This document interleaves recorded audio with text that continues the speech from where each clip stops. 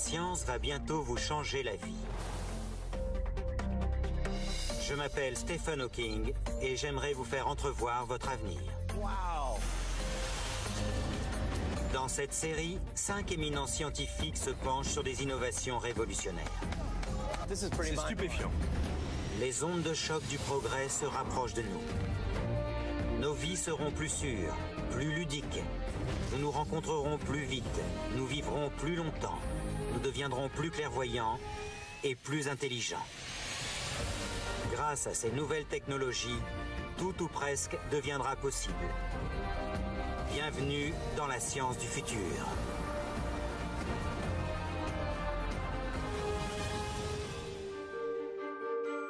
Nous abordons une ère nouvelle, où la technologie sera intégrée à la nature humaine. Une ère où nous ne parviendrons plus à distinguer ce qui est humain de ce qui ne l'est pas. La fusion entre l'homme et la machine est inéluctable. Le processus est en marche et redéfinit déjà le sens même que nous donnons à l'humanité. Le cerveau humain est un organe extrêmement complexe qui compte plus de 85 milliards de cellules nerveuses ou neurones. Ces neurones communiquent entre eux par des signaux chimiques et électriques. Les scientifiques savent depuis longtemps qu'on peut stimuler le cerveau à l'aide d'un faible courant électrique. Mais une équipe de chercheurs va plus loin et pense pouvoir utiliser l'électricité pour nous rendre plus intelligents. Jim Al-Khalili est allé à Oxford pour enquêter sur cette affirmation. La science va bientôt vous changer la vie. Je m'appelle Stephen Hawking et j'aimerais vous faire entrevoir votre avenir. Wow. Dans cette série, 5 éminents scientifiques se penchent sur des innovations révolutionnaires. C'est stupéfiant. Les ondes de choc du progrès se rapprochent de nous. Nos vies seront plus sûres, plus ludiques. Nous nous rencontrerons plus vite, nous vivrons plus longtemps. Nous deviendrons plus clairvoyants et plus intelligents. Grâce à ces nouvelles technologies, tout ou presque deviendra possible. Bienvenue dans la science du futur.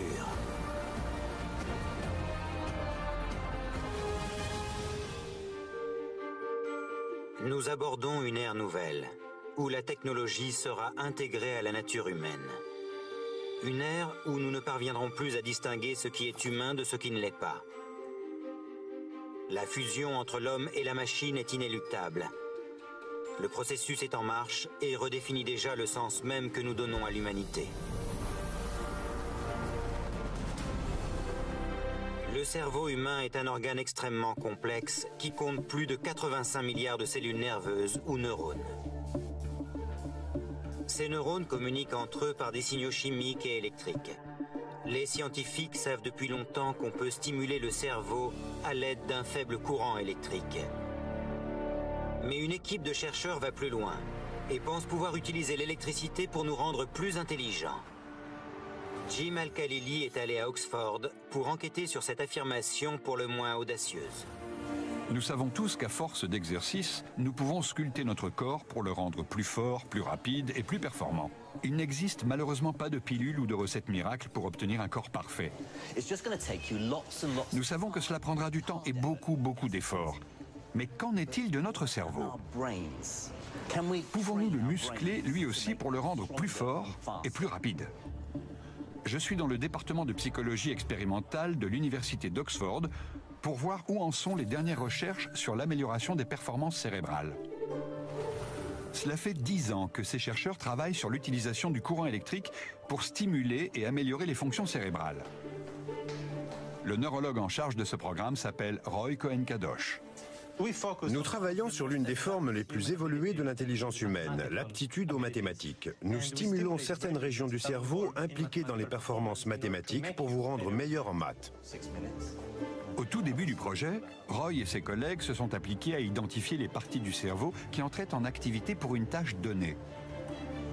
En envoyant une petite impulsion électrique à une région précise du cerveau, on peut voir quelles sont les fonctions qui réagissent. Première impulsion. C'est trop bizarre. Une autre. Tereka est en train de stimuler votre cortex moteur gauche et en faisant ça, vos neurones vont déclencher une réponse motrice de votre main droite. Je sens un clic sur mon crâne à gauche, puis une contraction très localisée au niveau de la main droite. Ça ne me fait pas sursauter, sinon ce sont mes deux mains qui se contracteraient. Au cours de leurs expérimentations, Roy et ses collègues ont soumis les différents lobes du cerveau à ces impulsions électriques. C'est cette technique que vous avez utilisée pour localiser les régions du cerveau impliquées dans les mathématiques? Exactement. Et si on peut améliorer les fonctions associées à cette région ou à d'autres régions impliquées dans les mathématiques, on peut rendre les gens meilleurs en maths. Une fois les différentes fonctions du cerveau localisées, les chercheurs ont mis au point un système permettant d'accélérer la transmission des informations dans les régions impliquées. Des électrodes posées sur la tête leur envoyant directement un courant électrique alors qu'elles sont déjà occupées à résoudre un problème. On a imaginé un jeu où les gens doivent résoudre des problèmes mathématiques qui entraînent l'activation de certaines régions du cerveau. Et nous stimulons ces régions pendant le jeu. On fait les exercices avec ce bonnet sur la tête? Exactement, pendant que le cerveau est stimulé. Et qu'avez-vous découvert? On a découvert qu'en stimulant le cerveau pendant la réflexion mathématique, on pouvait améliorer les performances de 28%. De tels résultats, une amélioration de 28 à 30% des capacités de calcul, sont tout simplement incroyables. Faisons maintenant l'expérience avec Anna Powell, professeure notoirement nulle en maths. Premiers exercices sans les électrodes. Et on est à 2 à plancher. Je vous dirai quand arrêter. Sarah a 200 livres. Elle achète 4 pneus d'une valeur de 35 livres chacun. Combien lui reste-t-il après les avoir achetés? J'en ai pas la moindre idée. Classez ces fractions par ordre croissant. Quart, tiers, moitié. Combien y a-t-il de bureaux par rangée? 50 questions plus tard, Anna Powell en est à 60% de bonnes réponses. Je m'en sors beaucoup mieux avec 90%, mais bon, moi je me sers des maths tous les jours. Je sais pas. 300? Voici le bonnet. On réessayera demain après une séance de stimulation cérébrale. Je participerai aussi, et nous utiliserons nos corps pour résoudre des problèmes mathématiques. Localisez les fractions sur la ligne. D'accord. Bougez et quand vous êtes prête, levez les mains, ok? Ok. Le but du jeu est de matérialiser ce que représentent les fractions sur la ligne au bas de l'écran.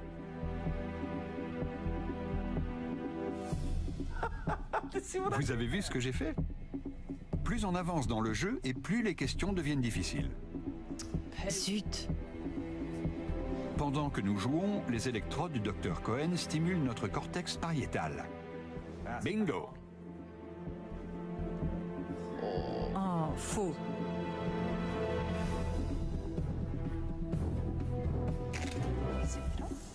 Oui, enlevez-moi cette merveille. J'ai effectivement senti une stimulation. J'avais l'impression que mon cerveau faisait plus d'efforts qu'il n'en fait normalement. Je l'ai vraiment senti. Mon cerveau travaillait plus vite, surtout vers la fin. Puis, nous entreprenons de résoudre les mêmes types d'exercices que la veille pour voir si nous avons fait des progrès.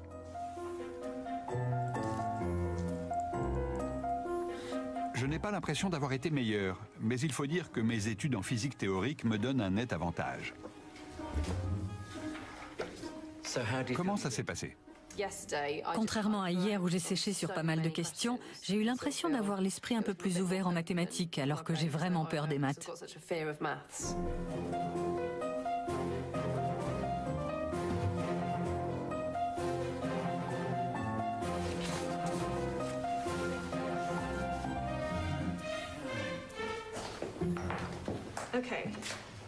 Anna, vous avez obtenu quelques centièmes de points de plus à un des tests. Je pense qu'avec plusieurs séances de stimulation, le résultat serait plus probant.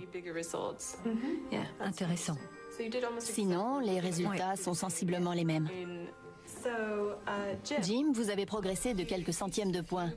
L'entraînement est la forme de stimulation cérébrale qui demande le moins d'efforts. Quel est l'avenir de cette technologie d'après vous? Sera-t-elle un jour accessible à tous? Nous l'espérons, mais cela soulève évidemment quelques problèmes éthiques. Comme, est-il légitime que ceux qui sont déjà doués en maths s'en servent pour devenir encore meilleurs? Mais ce n'est pas gênant si on devient tous meilleurs en maths, si? Tous les spécialistes de neuroéthique ne partagent pas ce point de vue. Mais dans la mesure où cette technologie ne présente aucun risque pour le cerveau, moi je pense qu'elle est promise à un bel avenir.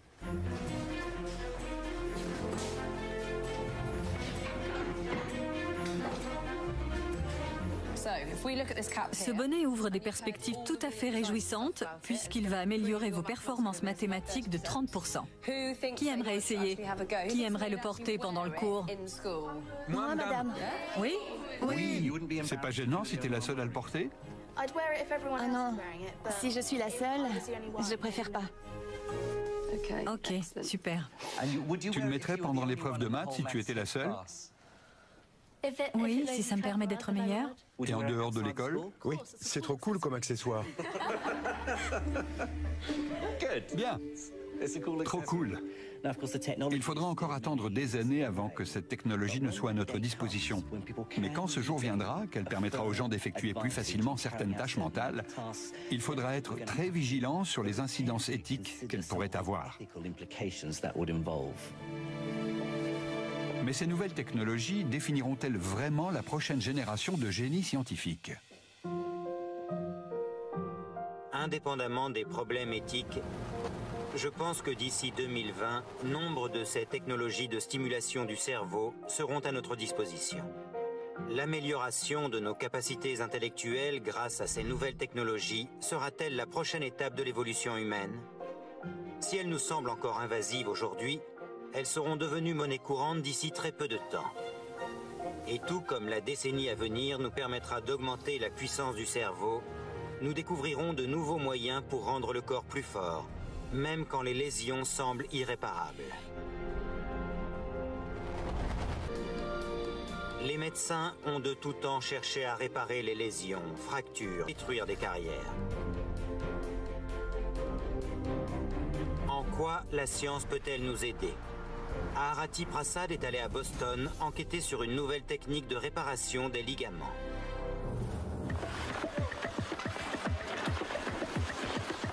Le hockey sur glace est l'un des sports les plus éprouvants sur le plan physique.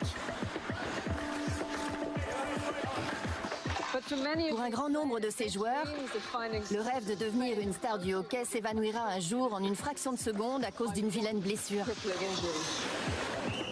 Et la rupture du ligament croisé antérieur du genou est une très vilaine blessure. Le traitement des ligaments est très difficile, d'autant que celui-ci est situé dans la profondeur de l'articulation du genou. Et ça ne concerne pas que les joueurs de hockey. C'est arrivé à Shira Lewis, une jeune gymnaste promise à un bel avenir. J'étais à l'entraînement. C'était 2 jours avant ma première rencontre de terminale. Je sortais de poutre. Je tournais encore quand je me suis réceptionnée et j'ai entendu un claquement. Le ligament qui permet les rotations du genou, le LCA, a été arraché de l'os. Shira comprend immédiatement les conséquences d'une telle blessure. C'était horrible. J'étais assise sur le tapis, j'ai regardé mon entraîneur et je lui ai dit « C'est fini, je ne suis plus gymnaste ». Avec la technologie dont nous disposons aujourd'hui, la seule solution est de retirer le ligament rompu et de le remplacer par un tendon de la jambe. Mais le succès de cette intervention est loin d'être garanti. Pour comprendre toutes les difficultés d'une telle reconstruction, j'ai rendez-vous avec Braden Fleming à l'université Brown, dans l'État de Rhode Island. C'est un genou de cochon. Ça, c'est ce qui correspond chez nous à l'os de la cuisse et ça au tibia. Et entre les deux, vous avez le ligament croisé antérieur. Le LCA? Exactement. C'est du tissu fibreux composé principalement de collagène, l'un des matériaux les plus résistants du corps humain. Comment le déchire-t-on? Il faut beaucoup de force. Je peux vous montrer si vous voulez. Entrez. À ma grande surprise, le professeur Fleming fait venir des infirmiers à qui il propose une lutte à la corde avec le genou de cochon. Ils sont donc 4 à tirer sur ce petit ligament. Vous tirez vraiment? Oui. Oui. Ils sont tout rouges. Tirez! C'est incroyable. La force exercée sur le ligament est de 1500 newtons, soit 150 kilos. Et il ne cède toujours pas. Je ne pensais pas que le ligament résisterait. Je pensais qu'il se romprait beaucoup plus vite. Les ligaments sont très résistants, car les fibres de collagène qui les constituent s'entrecroisent. Comme une corde. Exactement, comme une corde.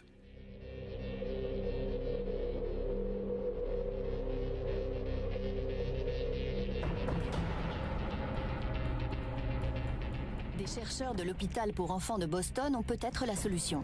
Je suis venue rencontrer une équipe de chercheurs dont la technique très innovante pourrait permettre de reconstruire les ligaments. Avec à la clé des interventions chirurgicales et un temps de rétablissement plus court, et une reprise de l'activité sportive plus rapide. Voici à quoi ressemble un ligament au microscope. En cas de rupture, les fibres se déchirent et s'effilochent. Et il est très difficile de suturer ces extrémités car la suture ne tient pas. Quand un ligament se déchire ailleurs que dans le genou, les extrémités saignent, le sang coagule et forme ce qu'on appelle un échafaudage. Or, le LCA se trouve à l'intérieur de l'articulation du genou qui est remplie de liquide. Et ce liquide empêche la formation de ces échafaudages. Les extrémités du ligament flottent dans le liquide et ne peuvent plus être reliées. Notre objectif est de créer un échafaudage pour relier les deux extrémités et permettre au ligament de se reconstruire. Et comment fabrique-t-on ces échafaudages? Voici la matrice extracellulaire du genou d'une vache, qui, une fois transformée, ressemble à ça. Elle est principalement composée de collagène et d'autres protéines qui facilitent la migration des cellules. On peut en mettre entre les deux extrémités rompues du ligament, l'hydrater du sang du patient, et elle restera à l'intérieur du genou. Elle ne sera pas dissoute par le liquide. Je vais bientôt savoir si ce biomatériau à base de collagène peut vraiment empêcher la dissolution d'un caillot de sang. En ajoutant du sang humain au matériau qui constitue l'échafaudage, on favorise la formation d'un gros caillot. Ça ressemble plus à un gel maintenant. Oui, ça se mélange mieux au sang. On le verse ensuite dans un moule et on remplit un deuxième moule avec juste du sang. Pour les faire coaguler, les deux échantillons sont portés à la température du corps humain.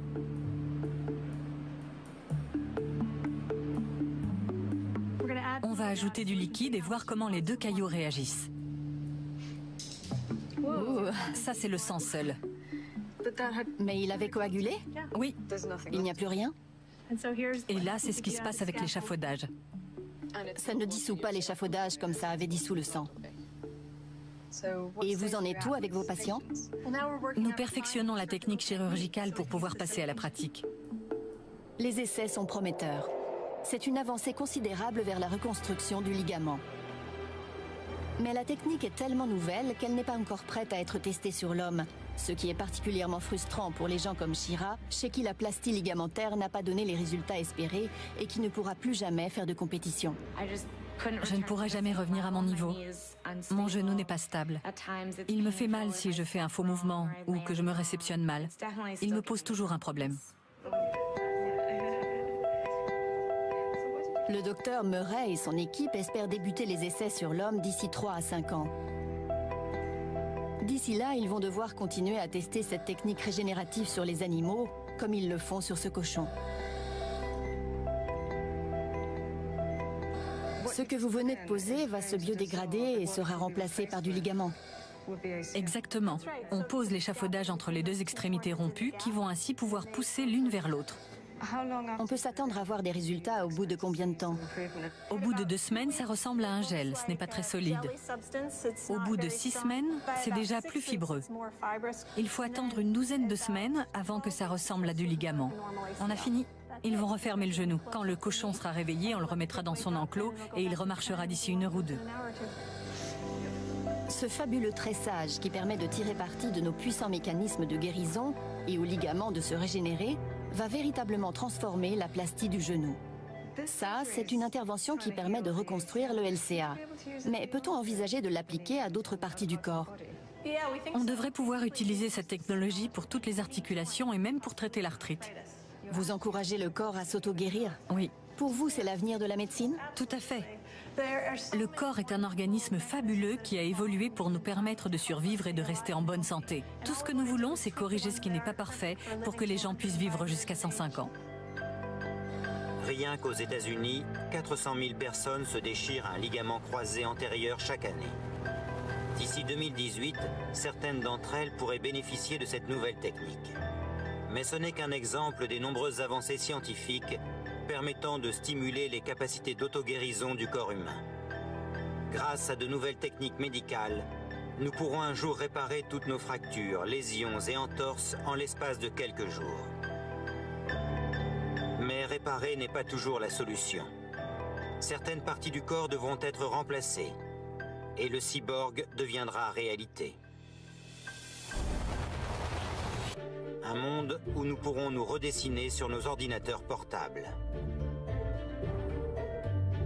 Les implants d'appareils électroniques et l'utilisation de prothèses synthétiques sont d'ores et déjà monnaie courante. Combien de temps encore avant que l'homme entièrement bionique ne devienne une réalité? Karine Bondar est allée enquêter pour nous à l'Institut de technologie du Massachusetts à Boston. Je ne vais pas tarder à découvrir que tous les membres ne sont pas égaux. Certains ont des pouvoirs surhumains. Hugh Herr est considéré comme l'un des chefs de file mondiaux dans le domaine de la prothèse orthopédique. Le chercheur collectionne les brevets, 14 à son actif, mais c'est aussi un visionnaire. On l'a surnommé le pape de l'ère bionique. Bienvenue dans le groupe de biomécatronique. Impressionnant. Ce que nous construisons ici sera un jour le premier laboratoire de recherche interdisciplinaire du mouvement humain. Cette science, qui s'appuie sur une compréhension approfondie du corps humain, est à la base de tout ce que nous concevons et construisons ici, de toutes nos structures bioniques, tant au niveau matériel que logiciel. Par quoi commencez-vous exactement? Comment ça se passe? Nous avons des descriptions mathématiques du muscle, des tendons et de comment nous contrôlons nos muscles. Ce modèle nous indique comment le membre doit bouger, comme s'il était fait de chair et d'os. Je porte moi-même 2 jambes bioniques. J'ai eu 2 jambes amputées en 1982 suite à un accident d'alpinisme. Tenez, regardez. Cet accident a conduit Hugh à inventer des jambes bioniques plus puissantes que les jambes biologiques qu'ils avaient avant. Il lui a fallu plus de 2 décennies avant que ce rêve ne devienne réalité. Il y a dans cette coque un microprocesseur contenant un modèle mathématique. Il y a des capteurs logés dans la prothèse. Le microprocesseur reçoit les informations sensorielles des capteurs, les interprète et envoie des instructions au moteur de la prothèse pour générer le comportement adéquat en termes de raideur, de force, etc. Et bien qu'elle soit en matériaux synthétiques, fibres de carbone, silicone, titane, elle bouge comme si elle était faite de chair et d'os. Et celle-ci, c'est quoi? C'est un pied-cheville.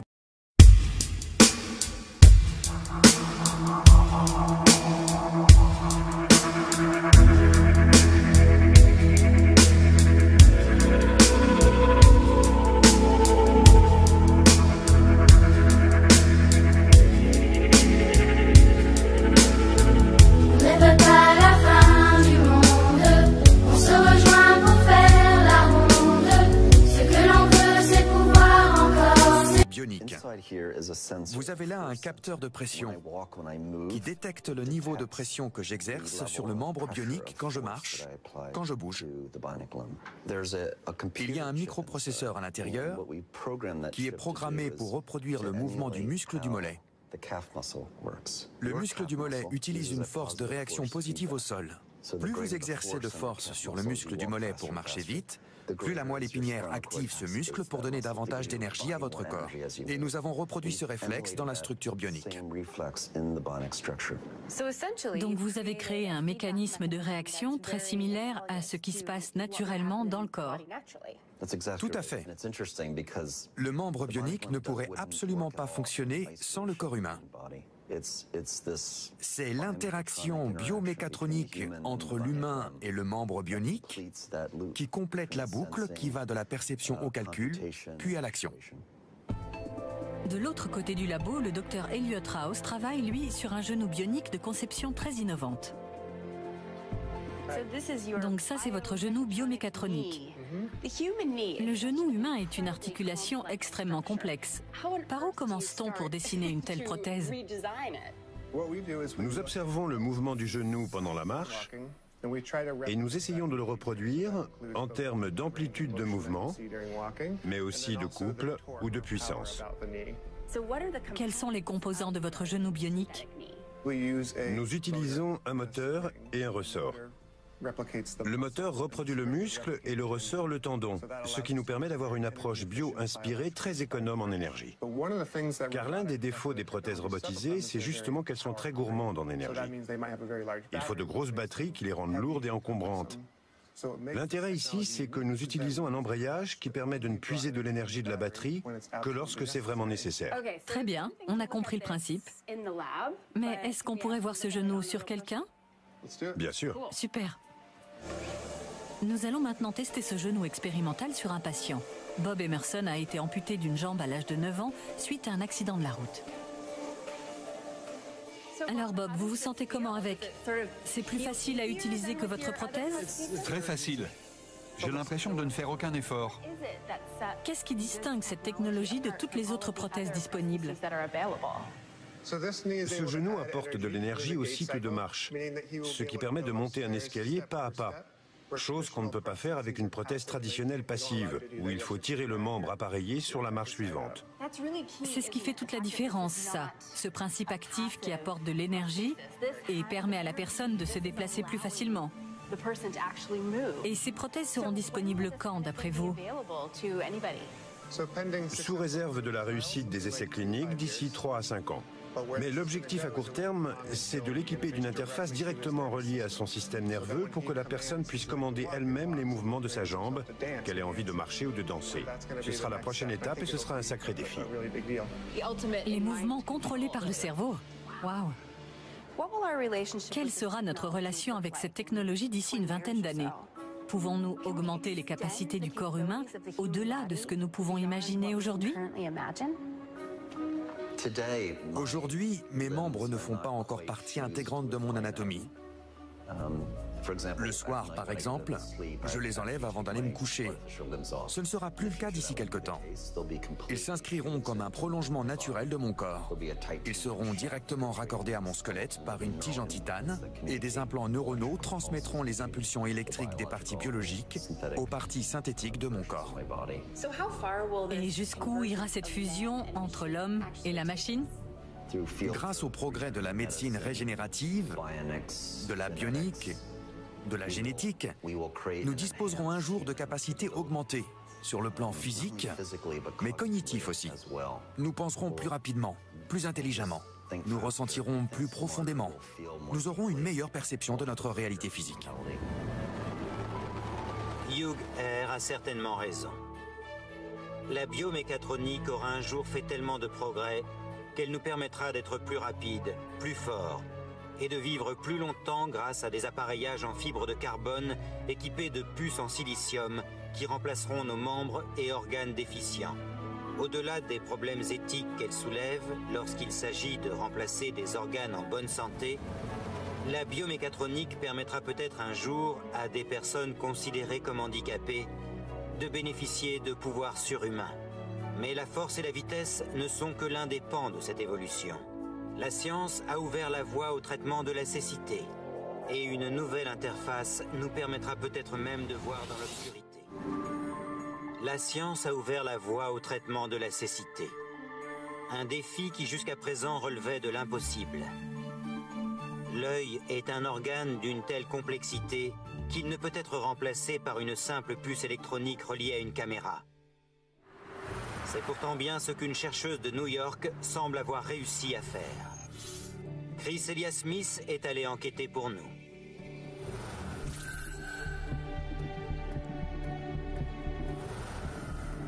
Le problème majeur est de comprendre le code qu'utilisent les yeux pour communiquer avec le cerveau.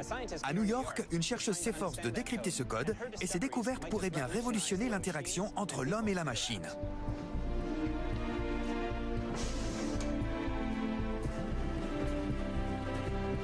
Sheila Nirenberg est une neuroscientifique qui travaille sur la vision. Son domaine n'est pas très éloigné du mien.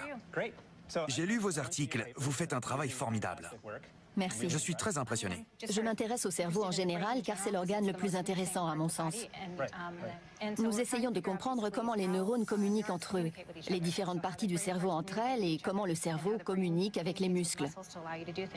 C'est toute cette problématique qui m'intéresse. J'ai donc commencé par la rétine et essayé de comprendre comment les neurones de la rétine transmettaient les informations visuelles au cerveau. Ça fait combien de temps que vous travaillez là-dessus? Une dizaine d'années, sur le codage neuronal principalement. Et depuis 2 ans, je travaille surtout sur les applications prothétiques. D'après ce que j'ai entendu dire des prothèses visuelles, elles ne sont pas encore vraiment au point. Oui, et la principale raison, c'est que les gens ont tendance à prendre l'œil pour une caméra. Or, c'est beaucoup plus complexe que ça. Je vous explique. Quand l'image entre, elle arrive sur la rétine. Jusque-là, c'est comme une caméra. Mais après, il y a tout le circuit rétinal qui traite cette information.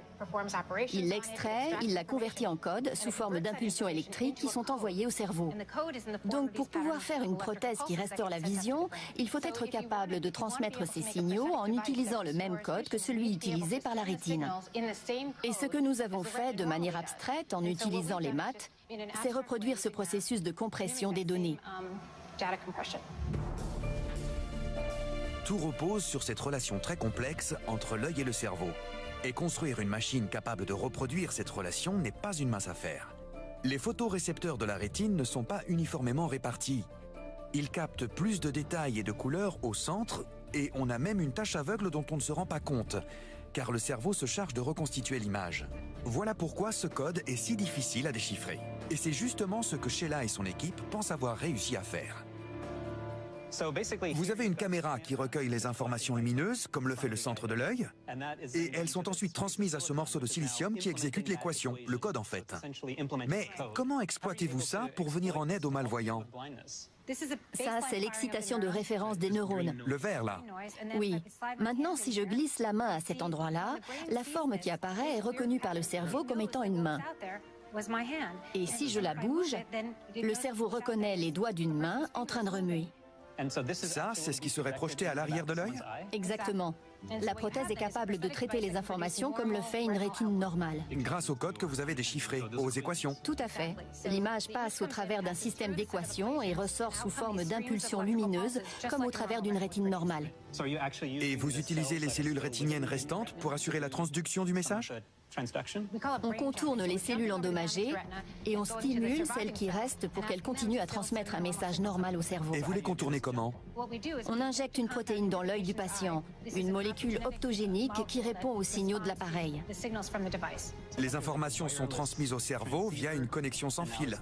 La vision sans fil, en quelque sorte. Oui. Et le plus important, c'est qu'il n'y a pas besoin de chirurgie implantatoire, puisque la puce que je vous montrais tout à l'heure est externe. Elle est logée dans les lunettes. Le travail actuel porte sur la miniaturisation de cette puce. On espère pouvoir arriver un jour à des lunettes aussi cool que celles de Geordi dans Star Trek. Mais pour l'instant, malheureusement, elles ressemblent surtout à des lunettes de ski. Quand les malvoyants commenceront à se voir, ils auront sûrement envie de lunettes plus chic. Oui, tant qu'à faire, autant être chic. Et il faudra combien de temps avant que ces lunettes soient disponibles? On constitue le dossier pour les organismes de réglementation gouvernementaux et les tests d'innocuité. J'espère qu'on pourra lancer les premiers essais cliniques d'ici 2 ans. Les essais devraient être en cours en 2016 et les participants auront peut-être déjà commencé à recouvrer la vue. Quelles sont les autres applications possibles? Comme c'est une puce, elle peut nous permettre de donner aux patients des informations visuelles auxquelles on n'a pas accès normalement, comme l'abeille qui est sensible à l'ultraviolet ou le serpent aux infrarouges, oui. Ou encore la vision de nuit ou une plus grande sensibilité. Je suis très impressionné par les travaux de Sheila, c'est vraiment intéressant. Et c'est génial qu'elle ait pu nous expliquer comment l'image qui arrive sur la rétine est transformée en signaux envoyés au cerveau. Se dire qu'un jour, des millions de personnes verront à nouveau ou auront une vision tellement performante qu'un objet comme ça sera superflu, moi je trouve ça dingue. Au fur et à mesure des découvertes qu'on fera sur ce code, je suis sûr qu'un jour, on parviendra à un niveau d'interaction entre le cerveau et la machine inimaginable aujourd'hui. Chris a raison. L'approfondissement de notre connaissance du fonctionnement du cerveau est véritablement l'avenir de la biomécatronique. domaine qui connaîtra des avancées considérables au cours des 10 ans à venir. Mais pour certains, la science devrait d'abord, avant de chercher à faire de nous des cyborgs, se préoccuper d'optimiser les capacités naturelles du corps humain. La mission de ce groupe de recherche de l'armée américaine est d'améliorer les performances des soldats sur le terrain et de leur fournir un équipement susceptible de leur donner l'avantage. Chaque corps humain est différent. Il semble donc étrange que la recherche se soit jusqu'à présent aussi peu intéressée à l'optimisation des forces de chacun. Et c'est particulièrement vrai dans l'armée, où le moindre écart de performance peut être déterminant.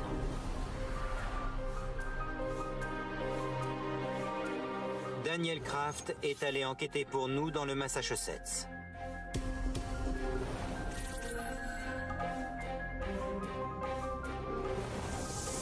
Ceux qui ont fait l'armée le savent, c'est déjà pas drôle de se retrouver en zone de combat, alors si en plus il faut braver les éléments, je viens d'arriver et je suis déjà trempé jusqu'aux os. L'horreur. La seule bonne chose dans tout ça, c'est que c'est pas pour de vrai. C'est bon les gars, ça suffit. Je suis dans le tunnel climatique d'un centre de recherche de l'armée américaine à Natick, dans le Massachusetts, où l'on conçoit, développe et teste ce qui se fait de mieux en matière d'équipement militaire individuel. Avec son débit supérieur à 3 cm de précipitation par heure, ce tunnel climatique peut reproduire des pluies torrentielles. Chaque année, des soldats se soumettent à des tests d'une durée d'1 mois dans les conditions climatiques les plus extrêmes que le monde puisse offrir. La pluie, la chaleur, le froid. On a une chambre tropicale et une chambre arctique.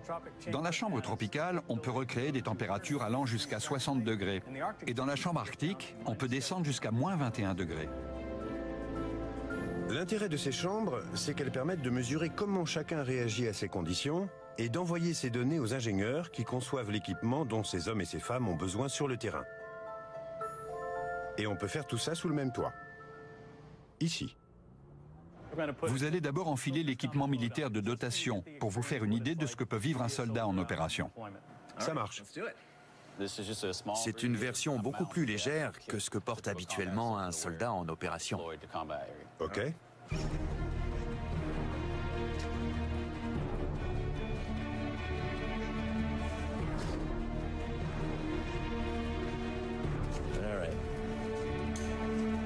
On va vous emmener en chambre tropicale et vous mettre à l'entraînement sur le tapis roulant. Il fait chaud et je trouve ça déjà lourd. Il fait vraiment une chaleur tropicale. Il fait entre 41 et 42 degrés et l'humidité relative est de 45% à peu près. Ce sont des conditions réalistes ? Pour les conditions climatiques, oui. Mais pour ce qui est de l'équipement, il est beaucoup plus léger que l'équipement standard. Léger, vous trouvez ? Et on va pas me tirer dessus. Je porte un équipement d'une 40aine de kilos, ce qui apparemment est beaucoup plus léger que la normale. Et c'est parti pour la balade. Gauche, droite, gauche. L'objectif est de suivre l'évolution de mes paramètres physiologiques pour voir s'il y a moyen d'améliorer mes performances dans cet environnement hostile. Les projecteurs reproduisent la lumière naturelle du soleil et le tapis roulant simule le niveau d'endurance nécessaire pour chaque exercice donné. On va accélérer un peu. Ah oui, d'accord. Vous pouvez pas faire mieux ? Ok, on va monter d'un cran. Ça va ? On est bientôt arrivé ? J'ai l'impression qu'on arrive. On y est presque. C'est bon, ça devrait suffire. Ok, je descends. L'ordinateur mesure la rotation de mes chevilles, de mes genoux et de mes hanches, ainsi que la quantité d'oxygène que j'inhale et le CO2 que je rejette. Le sergent Adams compare mes résultats à ceux d'autres soldats. Une base de données calcule la moyenne de ces résultats et il en ressort que je serais beaucoup plus performant si la charge que je portais était répartie différemment. Je vais passer dans un autre laboratoire pour voir si on peut résoudre le problème. Ici, on peut en rire, mais sur le terrain, c'est une question de vie ou de mort. Un centre de recherche de l'armée américaine étudie les capacités de port de charge du corps humain Et comment adapter l'équipement à la morphologie des hommes et des femmes qui se battent sur le terrain pour qu'ils fatiguent moins vite et courent moins de risques. Des recherches qui pourraient ouvrir la voie à de nouvelles avancées dans l'augmentation des performances physiques de l'homme de demain. Hi, Tyler. Daniel, welcome to the center. Bienvenue au Centre de biomécanique militaire. Nous menons des projets de recherche fondamentale et appliqués pour évaluer les performances du combattant et concevoir des produits adaptés à ses besoins. Moi, je travaille sur l'optimisation du port de charge pour qu'il soit physiquement plus performant sur le terrain. Je sais déjà qu'il va falloir revoir la répartition des charges de mon équipement et l'adapter à ma morphologie. Mais pour faire ces petits ajustements, il faut d'abord savoir comment je marche. Et ça se fait avec un système de capture de mouvement. On passe son temps à se changer ici. C'est vrai. Vous allez d'abord vous asseoir ici pour que je puisse poser les marqueurs.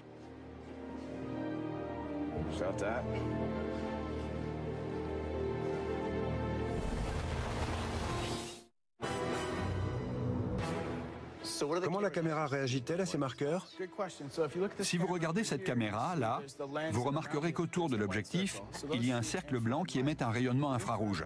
Ce rayonnement est réfléchi par les marqueurs, dont la surface est composée d'une matière réfléchissante, puis renvoyée à la caméra. Vous allez enfiler l'équipement et faire quelques mouvements. Je suis prêt. C'est beaucoup plus léger. On va commencer par tester votre capacité d'accélération avec la charge. Ok. Vous allez marcher, et quand vous aurez posé le pied droit sur cette marque, là, vous vous mettrez à courir. D'accord. Partez.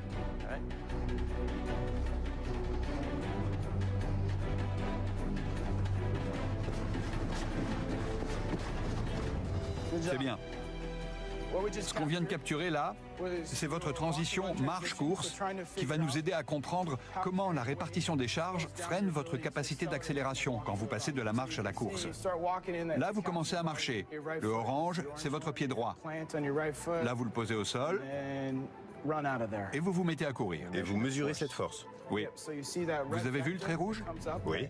C'est le vecteur force qui matérialise la force d'appui du pied au sol. C'est génial. Maintenant, on va vous rajouter 20 kilos.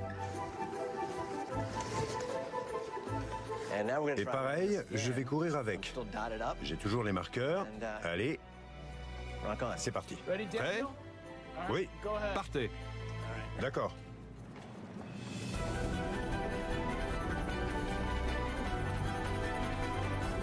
Super. Continuez et revenez.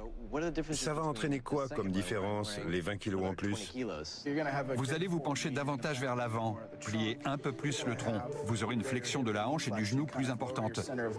Vous aurez tendance à baisser votre centre de gravité pour gagner en stabilité, car le poids vous déséquilibre. Et les applications, c'est pour quand d'après vous? D'ici 1 an ou 2, on mesurera mieux la cinématique des articulations, l'inclinaison du tronc, et on aura un appareil prêt à porter pour le terrain. Les tests de Tyler me montrent précisément en quoi mes performances physiques diffèrent de celles d'autres sujets. Et c'est en étudiant comment mes performances varient en fonction des différentes répartitions de charge que Tyler peut saisir de nouvelles données et adapter la charge à ma morphologie. Le centre a fait passer ces tests à des milliers de personnes pour créer le profil du soldat idéal, qui décidément ne correspond pas au mien. Vous voulez essayer l'équipement lourd maintenant? C'est pas celui que je porte? Suivez-moi. Ça promet. Et ces recherches ont des applications civiles. On assiste depuis peu à la montée en puissance des appareils de mesure des paramètres physiologiques qui permettent de personnaliser les programmes d'entraînement et d'améliorer les performances physiques des sportifs. Des millions de personnes les ont déjà adoptés.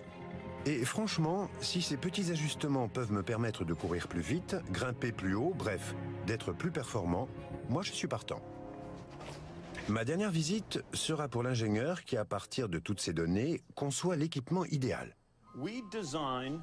Nous concevons toutes les structures de port de charge qui équipent le combattant moderne. Voici notre dernier sac à dos, le Mollet Medium System. Il est constitué d'une structure ergonomique rigide qui soutient le torse du soldat, que celui-ci porte un gilet pare-balles ou non. Et il est équipé d'un système de fixation qui offre une modularité maximale. Et quelle sera la prochaine étape? Il se passe beaucoup de choses en ce moment. Le principal problème de l'équipement individuel, c'est la répartition du poids des munitions, des armes et du reste du pactage. Mais je pense que dans les 5 ans à venir, on aura résolu le problème et mis au point un système plus unifié, plus homogène. D'ici 2018, les chercheurs et concepteurs de Natic devraient pouvoir offrir à une nouvelle génération de soldats un équipement plus léger, plus compact et plus sûr. En réunissant ces recherches sur les performances humaines et la conception d'équipements mieux adaptés aux besoins de ces soldats, sont souvent la somme de petites améliorations réalisées dans divers domaines. Les applications civiles de ce programme sont nombreuses et très étendues. Mieux nous comprendrons le corps humain, plus les chercheurs seront en mesure de concevoir les technologies qui nous permettront de nous adapter à un monde qui change. Il est clair que l'homme continuera à se perfectionner et à augmenter ses capacités grâce à la technologie. Mais on peut imaginer plus radical encore. Un monde où l'homme remplacera des parties de son corps en parfait état de marche par des membres et des organes artificiels plus performants, des jambes et des yeux bioniques, des cerveaux aux capacités augmentées, des équipements qui nous donneront des forces surhumaines. Ce n'est pas de la science-fiction. C'est déjà là et le sera plus encore demain. Je vous remercie de votre attention.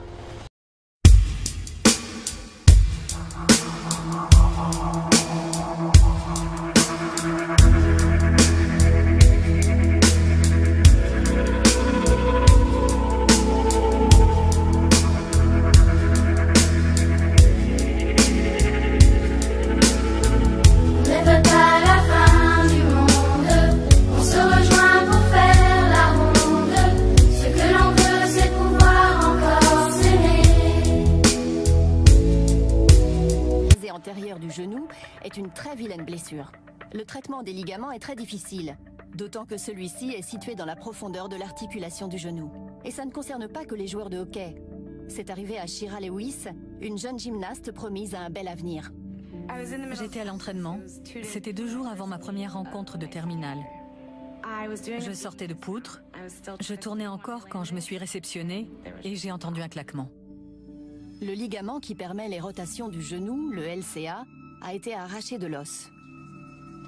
Shira comprend immédiatement les conséquences d'une telle blessure. C'était horrible. J'étais assise sur le tapis, j'ai regardé mon entraîneur et je lui ai dit « C'est fini, je ne suis plus gymnaste ». Avec la technologie dont nous disposons aujourd'hui, la seule solution est de retirer le ligament rompu et de le remplacer par un tendon de la jambe. Mais le succès de cette intervention est loin d'être garanti. Pour comprendre toutes les difficultés d'une telle reconstruction, j'ai rendez-vous avec Braden Fleming à l'université Brown, dans l'État de Rhode Island. C'est un genou de cochon. Ça, c'est ce qui correspond chez nous à l'os de la cuisse et ça au tibia. Et entre les deux, vous avez le ligament croisé antérieur. Le LCA? Exactement. C'est du tissu fibreux composé principalement de collagène, l'un des matériaux les plus résistants du corps humain.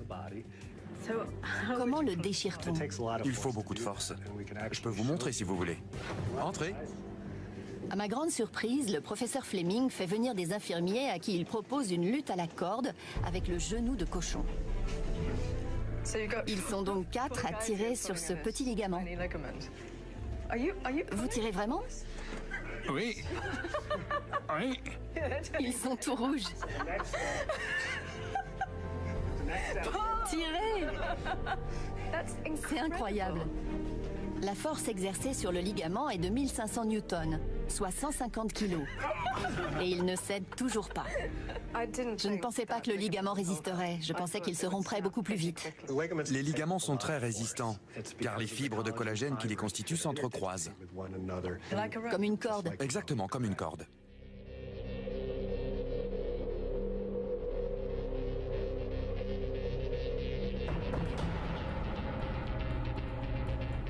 Les chercheurs de l'hôpital pour enfants de Boston ont peut-être la solution. Je suis venue rencontrer une équipe de chercheurs dont la technique très innovante pourrait permettre de reconstruire les ligaments. Avec à la clé des interventions chirurgicales et un temps de rétablissement plus court, et une reprise de l'activité sportive plus rapide. Voici à quoi ressemble un ligament au microscope. En cas de rupture, les fibres se déchirent et s'effilochent. Et il est très difficile de suturer ces extrémités car la suture ne tient pas. Quand un ligament se déchire ailleurs que dans le genou, les extrémités saignent, le sang coagule et forme ce qu'on appelle un échafaudage. Or, le LCA se trouve à l'intérieur de l'articulation du genou qui est remplie de liquide. Et ce liquide empêche la formation de ces échafaudages. Les extrémités du ligament flottent dans le liquide et ne peuvent plus être reliées. Notre objectif est de créer un échafaudage pour relier les deux extrémités et permettre au ligament de se reconstruire. Et comment fabrique-t-on ces échafaudages? Voici la matrice extracellulaire du genou d'une vache, qui, une fois transformée, ressemble à ça. Elle est principalement composée de collagène et d'autres protéines qui facilitent la migration des cellules. On peut en mettre entre les deux extrémités rompues du ligament, l'hydrater du sang du patient, et elle restera à l'intérieur du genou. Elle ne sera pas dissoute par le liquide. Je vais bientôt savoir si ce biomatériau à base de collagène peut vraiment empêcher la dissolution d'un caillot de sang. En ajoutant du sang humain au matériau qui constitue l'échafaudage, on favorise la formation d'un gros caillot. Ça ressemble plus à un gel maintenant. Oui, ça se mélange mieux au sang. On le verse ensuite dans un moule et on remplit un deuxième moule avec juste du sang. Pour les faire coaguler, les deux échantillons sont portés à la température du corps humain.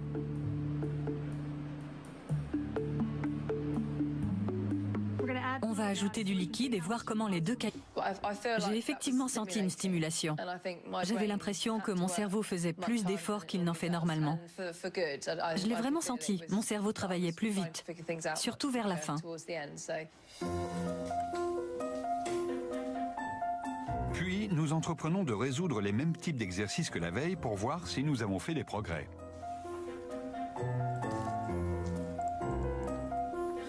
Je n'ai pas l'impression d'avoir été meilleur, mais il faut dire que mes études en physique théorique me donnent un net avantage. Comment ça s'est passé?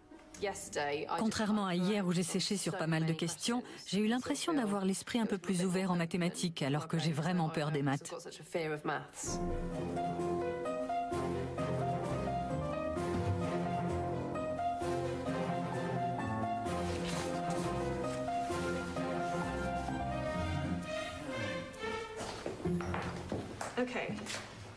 Hannah, vous avez obtenu quelques centièmes de points de plus à un des tests. Je pense qu'avec plusieurs séances de stimulation, le résultat serait plus probant.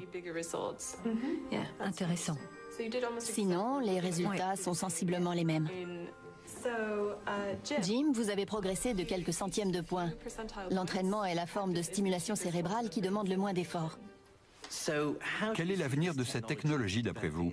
Sera-t-elle un jour accessible à tous? Nous l'espérons, mais cela soulève évidemment quelques problèmes éthiques. Comme, est-il légitime que ceux qui sont déjà doués en maths s'en servent pour devenir encore meilleurs? Mais ce n'est pas gênant si on devient tous meilleurs en maths, si? Tous les spécialistes de neuroéthique ne partagent pas ce point de vue. Mais dans la mesure où cette technologie ne présente aucun risque pour le cerveau, moi je pense qu'elle est promise à un bel avenir.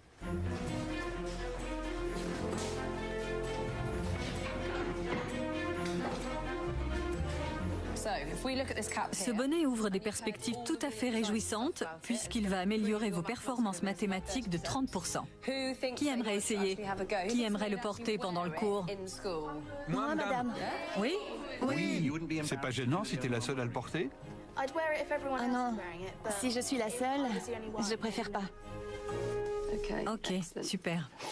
Tu le mettrais pendant l'épreuve de maths si tu étais la seule? Oui, si ça me permet d'être meilleure. Et en dehors de l'école? Oui, c'est trop cool comme accessoire. Bien. Trop cool. Il faudra encore attendre des années avant que cette technologie ne soit à notre disposition. Mais quand ce jour viendra, qu'elle permettra aux gens d'effectuer plus facilement certaines tâches mentales, il faudra être très vigilant sur les incidences éthiques qu'elle pourrait avoir. Mais ces nouvelles technologies définiront-elles vraiment la prochaine génération de génies scientifiques? Indépendamment des problèmes éthiques, je pense que d'ici 2020, nombre de ces technologies de stimulation du cerveau seront à notre disposition. L'amélioration de nos capacités intellectuelles grâce à ces nouvelles technologies sera-t-elle la prochaine étape de l'évolution humaine? Si elles nous semblent encore invasives aujourd'hui, elles seront devenues monnaie courante d'ici très peu de temps. Et tout comme la décennie à venir nous permettra d'augmenter la puissance du cerveau, nous découvrirons de nouveaux moyens pour rendre le corps plus fort, même quand les lésions semblent irréparables. Les médecins ont de tout temps cherché à réparer les lésions, fractures, détruire des carrières. En quoi la science peut-elle nous aider? Arati Prasad est allé à Boston enquêter sur une nouvelle technique de réparation des ligaments.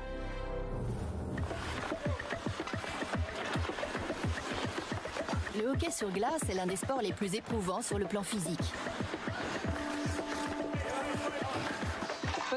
Pour un grand nombre de ces joueurs, le rêve de devenir une star du hockey s'évanouira un jour en une fraction de seconde à cause d'une vilaine blessure. Et la rupture du ligament croisé.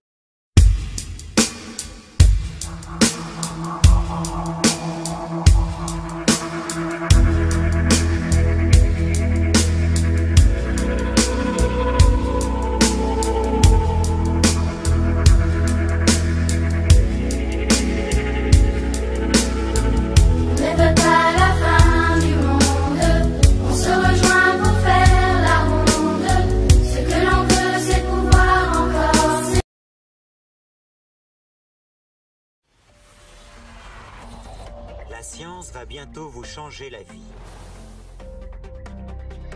Je m'appelle Stephen Hawking et j'aimerais vous faire entrevoir votre avenir. Dans cette série, 5 éminents scientifiques se penchent sur des innovations révolutionnaires. C'est stupéfiant. Les ondes de choc du progrès se rapprochent de nous. Nos vies seront plus sûres, plus ludiques. Nous nous rencontrerons plus vite, nous vivrons plus longtemps. Nous deviendrons plus clairvoyants et plus intelligents. Grâce à ces nouvelles technologies, tout ou presque deviendra possible. Bienvenue dans la science du futur.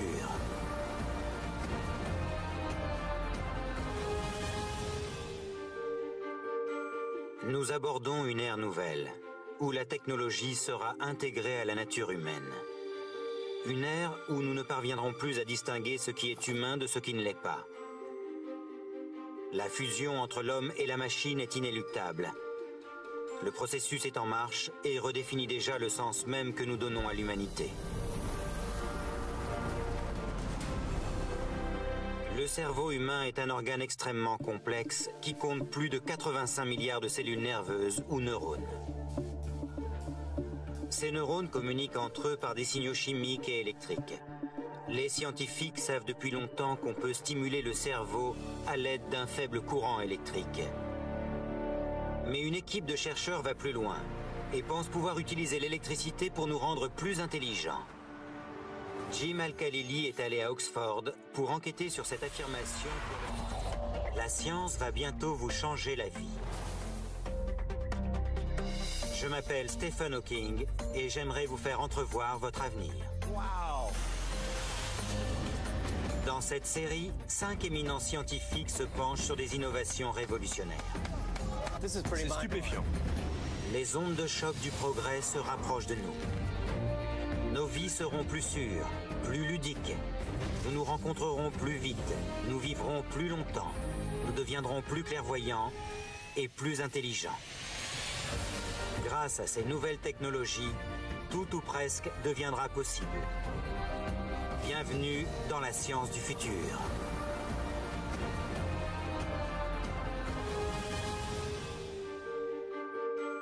Nous abordons une ère nouvelle, où la technologie sera intégrée à la nature humaine. Une ère où nous ne parviendrons plus à distinguer ce qui est humain de ce qui ne l'est pas. La fusion entre l'homme et la machine est inéluctable. Le processus est en marche et redéfinit déjà le sens même que nous donnons à l'humanité. Le cerveau humain est un organe extrêmement complexe qui compte plus de 85 milliards de cellules nerveuses ou neurones. Ces neurones communiquent entre eux par des signaux chimiques et électriques. Les scientifiques savent depuis longtemps qu'on peut stimuler le cerveau à l'aide d'un faible courant électrique. Mais une équipe de chercheurs va plus loin et pense pouvoir utiliser l'électricité pour nous rendre plus intelligents. Jim Al-Khalili est allé à Oxford pour enquêter sur cette affirmation pour le moins audacieuse. Nous savons tous qu'à force d'exercice, nous pouvons sculpter notre corps pour le rendre plus fort, plus rapide et plus performant. Il n'existe malheureusement pas de pilule ou de recette miracle pour obtenir un corps parfait. Nous savons que cela prendra du temps et beaucoup d'efforts. Mais qu'en est-il de notre cerveau? Pouvons-nous le muscler lui aussi pour le rendre plus fort et plus rapide? Je suis dans le département de psychologie expérimentale de l'université d'Oxford pour voir où en sont les dernières recherches sur l'amélioration des performances cérébrales. Cela fait 10 ans que ces chercheurs travaillent sur l'utilisation du courant électrique pour stimuler et améliorer les fonctions cérébrales. Le neurologue en charge de ce programme s'appelle Roy Cohen-Kadosh. Nous travaillons sur l'une des formes les plus évoluées de l'intelligence humaine, l'aptitude aux mathématiques. Nous stimulons certaines régions du cerveau impliquées dans les performances mathématiques pour vous rendre meilleur en maths. Au tout début du projet, Roy et ses collègues se sont appliqués à identifier les parties du cerveau qui entraient en activité pour une tâche donnée. En envoyant une petite impulsion électrique à une région précise du cerveau, on peut voir quelles sont les fonctions qui réagissent. Première impulsion. C'est trop bizarre. Une autre. Tereka est en train de stimuler votre cortex moteur gauche et en faisant ça, vos neurones vont déclencher une réponse motrice de votre main droite. Je sens un clic sur mon crâne à gauche, puis une contraction très localisée au niveau de la main droite. Ça ne me fait pas sursauter, sinon ce sont mes deux mains qui se contracteraient. Au cours de leurs expérimentations, Roy et ses collègues ont soumis les différents lobes du cerveau à ces impulsions électriques. C'est cette technique que vous avez utilisée pour localiser les régions du cerveau impliquées dans les mathématiques? Exactement. Et si on peut améliorer les fonctions associées à cette région ou à d'autres régions impliquées dans les mathématiques, on peut rendre les gens meilleurs en maths. Une fois les différentes fonctions du cerveau localisées, les chercheurs ont mis au point un système permettant d'accélérer la transmission des informations dans les régions impliquées. Des électrodes posées sur la tête leur envoyant directement un courant électrique alors qu'elles sont déjà occupées à résoudre un problème. On a imaginé un jeu où les gens doivent résoudre des problèmes mathématiques qui entraînent l'activation de certaines régions du cerveau. Et nous stimulons ces régions pendant le jeu. On fait les exercices avec ce bonnet sur la tête? Exactement, pendant que le cerveau est stimulé. Et qu'avez-vous découvert? On a découvert qu'en stimulant le cerveau pendant la réflexion mathématique, on pouvait améliorer les performances de 28%. De tels résultats, une amélioration de 28 à 30% des capacités de calcul, sont tout simplement incroyables.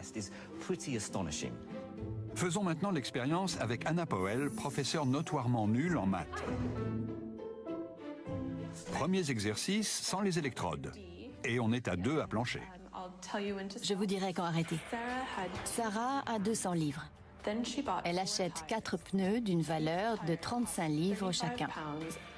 Combien lui reste-t-il après les avoir achetés? J'en ai pas la moindre idée. Classez ces fractions par ordre croissant. Quart, tiers, moitié. Combien y a-t-il de bureaux par rangée? 50 questions plus tard, Anna Powell en est à 60% de bonnes réponses. Je m'en sors beaucoup mieux avec 90%, mais bon, moi je me sers des maths tous les jours. Je sais pas. 300? Voici le bonnet. On réessayera demain après une séance de stimulation cérébrale. Je participerai aussi, et nous utiliserons nos corps pour résoudre des problèmes mathématiques. Localisez les fractions sur la ligne. D'accord. Bougez et quand vous êtes prête, levez les mains, ok? Ok. Le but du jeu est de matérialiser ce que représentent les fractions sur la ligne au bas de l'écran.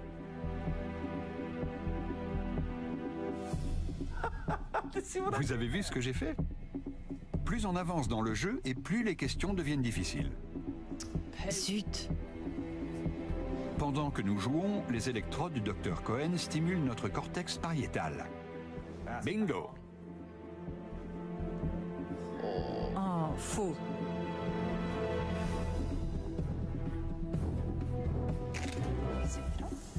Oui, enlevez-moi cette merveille. You réagissent. Ça, c'est le sang seul. Mais il avait coagulé? Oui. Il n'y a plus rien?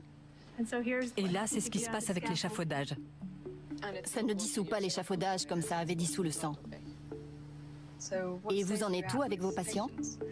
Nous perfectionnons la technique chirurgicale pour pouvoir passer à la pratique. Les essais sont prometteurs. C'est une avancée considérable vers la reconstruction du ligament. Mais la technique est tellement nouvelle qu'elle n'est pas encore prête à être testée sur l'homme, ce qui est particulièrement frustrant pour les gens comme Shira, chez qui la plastie ligamentaire n'a pas donné les résultats espérés et qui ne pourra plus jamais faire de compétition. Je ne pourrai jamais revenir à mon niveau. Mon genou n'est pas stable. Il me fait mal si je fais un faux mouvement ou que je me réceptionne mal. Il me pose toujours un problème.